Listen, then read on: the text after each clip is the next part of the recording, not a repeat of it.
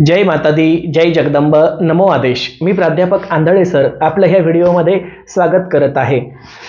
काही काही वेळेला असं होऊन जातं की जुगलबंदीमधून म्हणजे वादविवादामधून सुद्धा अनेक चांगले मुद्दे समोर येतात. म्हणजे किस्सा असा घडला की काल रात्री माझ्याच दोन चेल्यांमध्ये एक वाद रंगला होता.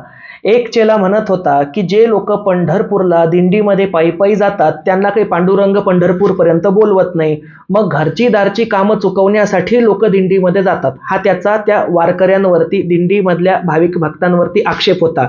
मी त्याला त्या ठिकाणी रागवलं की अरे बाबा, जो 24-25 दिवस घरावरती पाणी सोडून वारकरी हरिभक्तपरायण व्यक्ती पंढरपूरला जातोय ती त्याची त्या विठ्ठलावरची श्रद्धा आहे. आपण त्याला कामं चुकवण्यासाठी जातो असं कसं काय म्हणू शकतो? उलट घरी व्यक्ती जेवढ्या आरामामध्ये असतो त्याच्या 10 पटीनं जास्त कष्ट हे त्याला त्या दिंडीमध्ये होतात, पायी पायी चालण्यामध्ये होतात. तर दुसरा एक शिष्य होता, तो माझं समर्थन करत होता की पायी पायी गेल्याशिवाय देवच भेटू शकत नाही. आणि मग शेवटी दोघांनीही निर्णय माझ्यावरती सोडला. ते मला म्हणाले की गुरुजी तुम्ही सांगा, पायी पायी जाणं असेल, दिंडी असेल, हा विषय आपण बाजूला ठेवू, परंतु खरोखर देवाला पायी पायी जाण्याचा काही फायदा होतो का? आणि हा अतिशय चांगला प्रश्न मला त्या ठिकाणी सापडला आणि त्यावरती आज मी हा व्हिडिओ तयार करत आहे.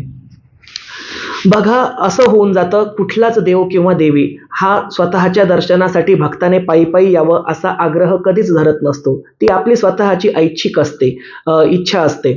आता ऐच्छिक इच्छा असल्यामुळे त्या ठिकाणी मला वाटतंय की मी एखाद्या देवाला किंवा देवीला पायी पायी जावं, हा माझा मनोभाव. जसं की अनेक भक्त आमच्या गावाच्या जवळ असणाऱ्या राजूर नावाच्या गणपतीच्या क्षेत्राला चतुर्थीच्या दिवशी पायी पायी जातात. पार संध्याकाळी 6 वाजता निघतात ते दुसऱ्या दिवशी सकाळीच त्यांचं ब्रह्ममुहूर्तावरती गणपती बाप्पाचं दर्शन होतं. तसेच एक वाकी नावाचं शिवतीर्थ आहे, त्या ठिकाणी सुद्धा अनेक भक्त श्रावण महिन्यामध्ये पायी पायी जात असतात. त्यासोबतच नवरात्रामध्ये आमच्या गावाच्या जवळ वाघरूळ नावाचं एक शक्तिपीठ आहे, देवीचं स्थान आहे. त्या ठिकाणी शाक्त संप्रदायाचे किंवा देवीला मानणारे भक्त नवरात्रामध्ये पायी पायी जात असतात. थोडक्यामध्ये काय तर 20, 25 ते 10 किलोमीटर एवढं अंतर सहजपणे हे भक्त पार पाडतात. मग नेमकं ही पायी पायी पदयात्रा करण्याचे काही फायदे आहेत का? देव त्यामधून काही पुण्य देतो का? त्यामधून त्यांच्या पदरी काही विशेष अशी सेवा पडते का जी इतर भक्तांच्या पदरी पडत नाही? याचा आता आपण आढावा घेणार आहोत. बघा, जेव्हा कुठलाही भक्त एखाद्या देवाची सेवा करतो आणि सेवा करताना कर्मकांड करतो, कर्मकांड म्हणजे काय तर विविध प्रकारची पूजाविधी करतो. जसं की उपवास धरणे हे सुद्धा कर्मकांड आहे, होम हवन यज्ञ करणे हे कर्मकांड आहे, जागरण गोंधळ करणे, परड्या भरणे हे सुद्धा कर्मकांड आहे. विविध प्रकारची व्रते जसं की 16 सोमवारचं व्रत असेल, अधिक पुरुषोत्तम मासाचं व्रत असेल, हे सुद्धा कर्मकांड आहे. कर्मकांड करताना ईश्वर नामस्मरणाचा भुकेला आहे, भावाचा भुकेला आहे, भक्तीचा भुकेला आहे. हे अगदी 100% तंतोतंत खरं आहे. परंतु यासोबतच काही वेगळ्या गोष्टी सुद्धा आपल्याला ईश्वराला, देवाला अर्पण कराव्या लागतात. ह्या गोष्टी कुठल्या कुठल्या?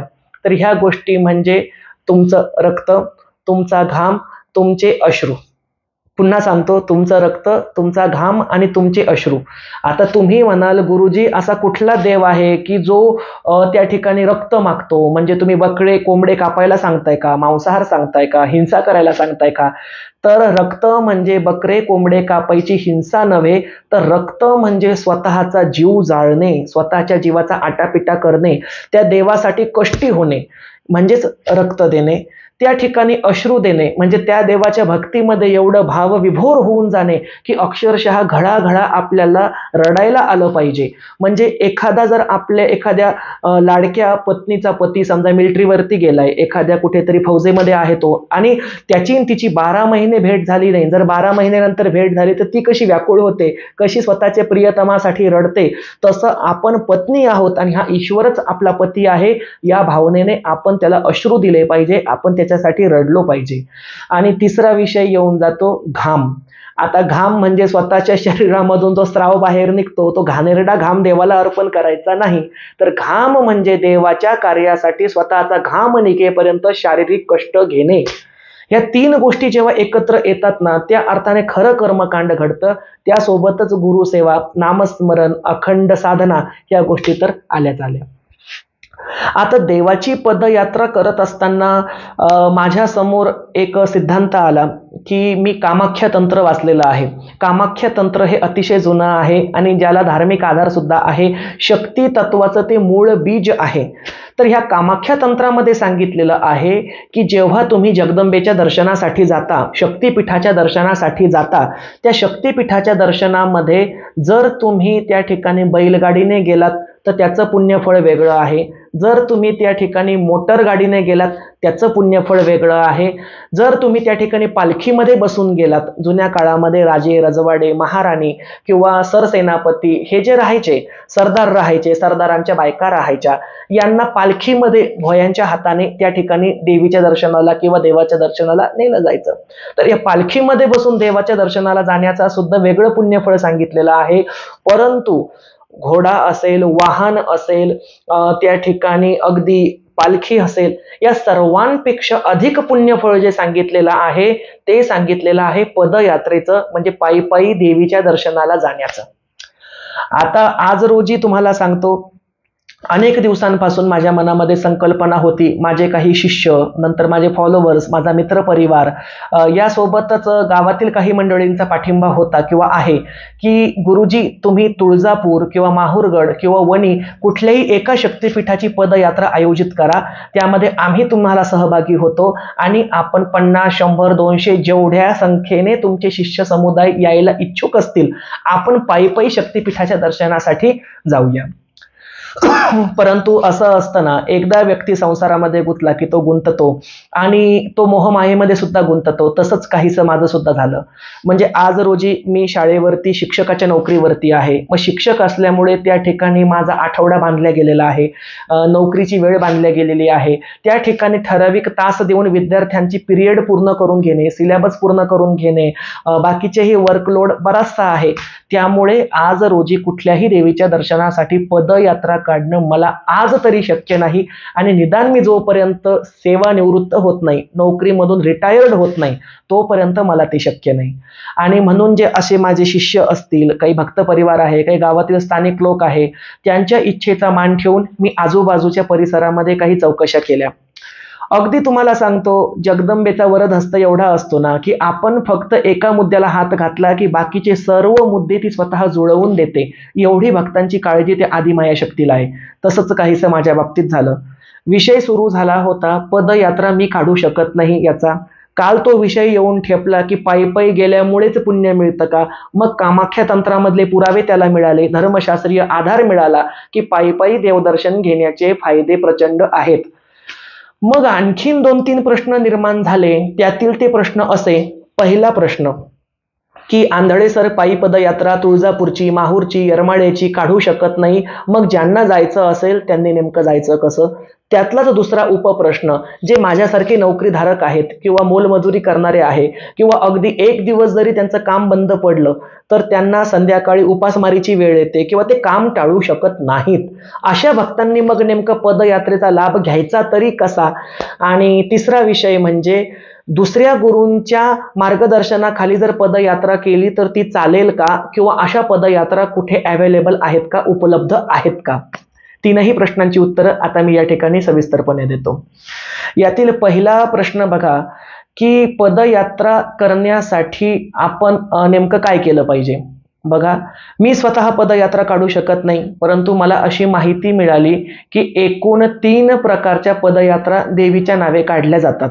ह्या 3 पदयात्रा म्हणजे सर्वात पहिली पदयात्रा ही माहूरगडची आहे. तिची जुनी परंपरा आहे.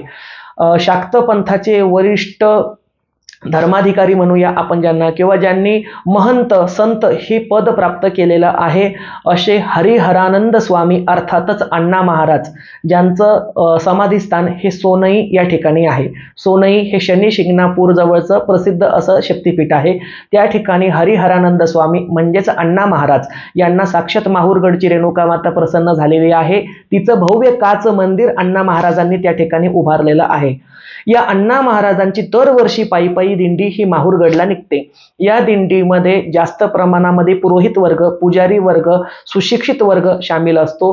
आपापल्या सोयीनुसार कोणी 2 दिवस, 3 दिवस किंवा अख्खं सोनई ते माहूरगड एवढं अंतर पायी पायी जाणाऱ्या भाविकांची संख्या अधिक असते. त्या ठिकाणी भजन चालतं, कीर्तन चालतं, जगदंबेचे अभंग गायले जातात, अष्टक गायली जातात आणि अतिशय जास्त भावभक्तीच्या वातावरणामध्ये माहूरगडचं पायी अंतर पार केलं जातं.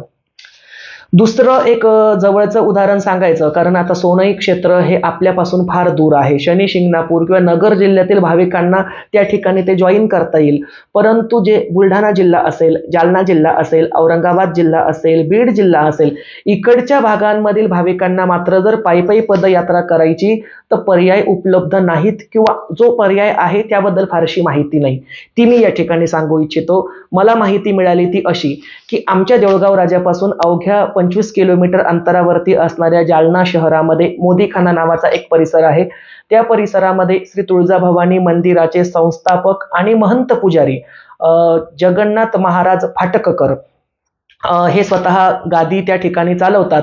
त्यांची सुद्धा पदयात्रा निघते म्हणे, जी बहुतेक भाऊबीजेच्या 1-2 दिवस मागे पुढे असते. मला त्याबद्दल पक्क माहिती नाही, परंतु ही पदयात्रा सुद्धा तुळजापूरला पायी जाते. आणि मला सांगायला आनंद वाटतो की तुळजापूरला पायी जाणाऱ्या पदयात्रेच्या ज्या काही थोड्याफार पदयात्रा आहे, मोजक्या 2-3, त्यापैकी एक ही जालन्याची पदयात्रा आहे, ज्यामध्ये मोठ्या प्रमाणावरती आराधी पंथ असेल, जोगती पंथ असेल, वाघी मुरळी पंथ असेल, त्यासोबतच माळपर्डी धारक काही आराधी म्हणजेच शाक्त पंथ दीक्षाधारक व्यक्ती असतील, महिला पुरुष असतील, असे बरेच जण सहभागी झालेले असतात. ही पदयात्रा ज्या वेळेला निघते त्यावेळेला त्या पदयात्रेमध्ये महिलांची, लहान मुलांची, आबालवृद्ध व्यक्तींची संपूर्ण काळजी त्या ठिकाणी त्या मंदिराचे महंत संस्थापक महाराज घेतात, अशी सुद्धा मला माहिती त्यांच्या एका जवळच्या शिष्याकडून मिळाली. त्यासोबतच सोबत फक्त तुम्हाला कपडे आणि काही झोपायच्या वस्तूच न्याव्या लागतात. खाण्यापिण्याचा पूर्ण खर्च हा समोरचे महाराज त्यांच्या वैयक्तिक खर्चातून करतात. ही सुद्धा फार मोठी बाब मला माहीत झाली. म्हणजे बघा, आज रोजी ज्यांना आंधळे सरांसोबत देवीच्या दर्शनाला जाण्याची इच्छा आहे, परंतु आंधळे सर नोकरीमुळे पदयात्रा काढू शकत नाही, तर मी या ठिकाणी आवाहन करतो, तुम्ही त्या ठिकाणी हरिहरानंद स्वामी म्हणजेच सोनईचे अण्णा महाराज असो किंवा जगन्नाथ महाराज फाटककर जे जालन्याचे आहे त्यांची पदयात्रा असो तुळजापूरची, यापैकी कुठल्याही एका पदयात्रेला तुम्ही जॉईन होऊ शकता. दुसरा प्रश्न त्यामध्ये आता असा निर्माण होईल की जे त्यांचे शिष्य नाही, म्हणजे जे हरिहरानंद महाराज सोनईचे किंवा जे आपले फाटककर महाराज आहेत, जे वरिष्ठ आराधी सुद्धा आहेत, त्यांचं आराधी क्षेत्रामध्ये बऱ्यापैकी चांगलं नाव आहे, त्यांचे शिष्य नाही, मग अशांना जर ही दिंडी जॉईन करायची असेल तर चालतं का? तर मी तुम्हाला सांगतो, आपण सर्व शाक्त पंथाचे भक्त आहोत, फॉलोवर्स आहोत, त्याला मानणारे अनुयायी आहोत. आपला मेन उद्देश, मुख्य उद्देश हा जगदंबेची प्राप्ती आहे, तुळजाभवानीची प्राप्ती, रेणुका मातेची प्राप्ती, सप्तशृंगी कोल्हापूर महालक्ष्मीची प्राप्ती, हा आपला प्रमुख उद्देश आहे. मग ज्या पद्धतीनुसार तुम्हाला सांगतो की हरिभक्तपरायण व्यक्ती बघा, तुम्ही वैष्णव संप्रदायामध्ये गुरु तुम्ही कुठल्याही कीर्तनकार व्यक्तीला केलेलं असू द्या, परंतु दुसऱ्या गुरुचा चेला सुद्धा तिसऱ्याच गुरुच्या पालखीमध्ये सामील होतो, दिंडीमध्ये सामील होतो. ज्या ठिकाणी कपाळाला बुक्का आणि गळ्यामध्ये तुळशीची माळ, मुखामध्ये हरिनाम, एवढंच बघून दिंडी जॉईन केल्या जाते. त्याच पद्धतीनुसार भलेही कोणी माझा शिष्य असो वा नसो, भलेही कोणी सोनईच्या अण्णा महाराजांचा शिष्य असो वा नसो, जालन्याच्या महाराजांचा शिष्य असो वा नसो, किंवा इतर कोणी आराधी जोगती जसं की जोगुळ भावी म्हणजे सौंदती यल्लमाची सुद्धा यात्रा काढतात, त्यांचा शिष्य असो वा नसो, ज्या ठिकाणी आपल्या जगदंबेचं नामस्मरण आपल्याला ऐकू येईल, तिचा संभळ ऐकू येईल, तिच्या नावाचा घोष ऐकू येईल, उदोकार ऐकू येईल, त्या ठिकाणी आपण जॉईन झालंच पाहिजे. ती पदयात्रा अटेंड करायला काहीही हरकत नाही. तिथे कोणत्या गुरुचा कुठला शिष्य आहे, कुठला चेला आहे याला महत्व उरत नाही, फक्त जगदंबेची निस्सीम भक्ती एवढंच महत्व उरतं. तिसरा प्रश्न आता येतो, जे माझ्यासारखे काही मोलमजुरी करणारे असतील, काही नोकरीधारक असतील, काही कर्तव्यामध्ये बद्ध व्यक्ती असतील, जे 7 दिवस, 8 दिवस, 12 दिवस, 15 दिवस देऊ शकत नाहीत, अशा व्यक्तींना सुद्धा पुण्य प्राप्त करायचं आहे, पदयात्रेचा लाभ घ्यायचा आहे, अशांनी काय करावं? तर मी सांगतो, बघा, मी मगाशी जसं तुम्हाला सांगितलं की देवाची प्राप्ती करताना त्याला 3 गोष्टी द्याव्या लागतात, अश्रू, घाम. आता अश्रू घाम देत असताना आणि रक्त, अश्रू घाम आणि रक्त देत असताना तुम्ही त्या ठिकाणी भलेही पदयात्रा जॉईन करू शकत नाही, मग तुम्ही काय करू शकता, जी पदयात्रा चाललेली आहे तुळजापूरला किंवा माहूरगडला, त्या पदयात्रेमध्ये सामील झालेल्या आराध्यांना, जोगत्यांना, गोंधळी लोकांना, भाविक भक्तांना तुम्ही त्या ठिकाणी अन्नदानासाठी रोख रक्कम देऊ शकता. किंवा त्या ठिकाणी मुक्कामाला बरेच लोक थांबलेले असतात, त्यांच्या अंगावरती घेण्यासाठी तुम्ही ब्लँकेट देऊ शकता, शॉल देऊ शकता, अंथरून पांघरून देऊ शकता. सर्व व्यक्तींना देणं शक्य नाही, पण निदान तुमच्या ऐपतीप्रमाणे 5, 6, 10 या क्वांटिटीमध्ये, या संख्येमध्ये जरी तुम्ही त्या ठिकाणी अर्पण दिले तरी सुद्धा एक प्रकारे तुम्ही तुळजाभवानीची, जगदंबेची सेवाच करत आहात. हा एक विषय येऊन जातो. सर्वात मोठं पुण्य काय, तुम्हाला सांगतो, महाभारताचं उदाहरण देईल. महाभारतामध्ये ज्या वेळेला राजा धर्माने, युधिष्ठिराने त्या ठिकाणी यज्ञ केला, या यज्ञामध्ये स्वतः पुरुषोत्तम परमात्मा असणाऱ्या भगवान विष्णू स्वरूप श्री कृष्ण देवाने पत्रावळ्या उचलल्या. जगाचा स्वामी, जगाचा अधिष्ठाता गोविंद परमानंद या परमेश्वराने जर पत्रावळ्या उचलल्या असतील तर त्यापेक्षा मोठं पुण्य कोणतं, माझा अर्थ लक्षात घ्या. त्यामुळे सांगेल, जे पदयात्रा करणारे भाविक आहे त्यांच्या अन्नदानाची थोडी तरी जबाबदारी तुम्ही स्वीकारा. त्या ठिकाणी एखादा दिवस जाऊन त्या सर्वांना अन्न बनवण्यासाठी मदत करा, अन्न वाढण्यासाठी मदत करा, त्यांच्या पंक्तीच्या पत्रावळ्या उचलण्यासाठी मदत करा. आणि तुम्हाला खरोखर सांगतो, जगदंबा, तुळजाभवानी, सप्तशृंगी, रेणुका माता त्या ठिकाणी तुमच्या पाठीशी उभी राहील, हा माझा विश्वास आहे. तर अशा पद्धतीनुसार मी या ठिकाणी सांगू इच्छितो. आणि ज्यांनी हा विषय छेडला त्यांना सुद्धा श्रेय द्यायला पाहिजे. याचं श्रेय मी वंदनाताईला आणि आशाताईला देतो. वंदनाताई आणि आशाताई गेल्या अनेक दिवसांपासून माझ्या मागे लागून आहेत की गुरुजी पदयात्रा काढा. त्या म्हणतात सुरुवातीला आपण 10-12 जण जाऊ आणि नंतर हळूहळू ही संख्या वाढत जाईल. तर मी सांगू इच्छितो, आशाताई असेल, वंदनाताई असेल आणि यांच्यासारख्या इतर अनेक, तुम्ही सोनईचे हरिहरानंद स्वामी म्हणजेच अण्णा महाराज यांच्या माहूरगडच्या पदयात्रेमध्ये सामील होऊ शकता. ज्यांना रेणुका मातेची उपासना हवी आहे, तिची आवड आहे, आणि अखिल महाराष्ट्राची कुलस्वामिनी असणाऱ्या तुळजाभवानी मातेची जी दिंडी जालना शहरामध्ये, मोदीखान्यामध्ये जगन्नाथ महाराज फाटककर हे काढतात, आणि जे स्वतः वरिष्ठ गुरु म्हणायला त्यांना हरकत नाही, ते आहेतच त्या ठिकाणचे वरिष्ठ गुरु, त्यांना सुद्धा तुम्ही जॉईन करू शकता. त्या ठिकाणी माझे शिष्य असो, आणखीन कोणाचे शिष्य असो, त्या ठिकाणी दिंडी काढणारा व्यक्ती हा तुम्हाला गुरुतुल्य असतो, गुरुसारखाच असतो. त्यांना नमस्कार करण्यामध्ये किंवा त्यांच्या दिंडीमध्ये सामील होण्यामध्ये कसलीही हरकत नाही. आणि मी स्वतः एक निर्णय घेतलेला आहे, असं ठरवलं की जोपर्यंत मी सेवानिवृत्त होत नाही तर मी पदयात्रा काढू शकत नाही, किंवा मी काढणं दूर, मी दुसऱ्या पदयात्रेमध्ये सुद्धा जॉईन होऊ शकत नाही, सामील होऊ शकत नाही. तर ज्या पदयात्रा निघतात, म्हणजे अगदी जालन्याची पदयात्रा असेल, तुळजापूरची किंवा सोनईची पदयात्रा असेल, तसेच माझे शिवपंथाचे परमपूज्य गुरु स्वामी सुभाषचंद्र सरस्वती महाराज हे नाशिकच्या पंचवटीपासून ते त्र्यंबकेश्वरच्या कुशावर्तापर्यंत जुना आखाड्याच्या नावाने त्यांची एक दिंडी श्रावण महिन्यामध्ये राबवतात, कावड नेतात. तर ह्या कावडीमध्ये मी स्वतःचा अन्नदानासाठी काही ना काहीतरी खर्च हा जगदंबा देवी संस्थान देऊळगाव राजातर्फे दान म्हणून अर्पण करेल, जेणेकरून मला व माझ्या संपूर्ण शिष्य परिवाराला त्या पायी दिंडीचं, त्या पदयात्रेचं पुण्य लाभेल. तर ही माहिती तुम्हाला नक्कीच आवडली असेल. आणि हा व्हिडिओ वेगळा आहे, दरवेळेसारखा नाहीये. यामध्ये आपण बऱ्याच विषयामध्ये लांब गेलेलो आहोत, तरी सुद्धा मी जगदंबेचे आभार मानतो की मला हा विषय सुचवून दिला. सर्वांचं कल्याण असो. जय माता दी, जय जगदंब, नमो आदेश.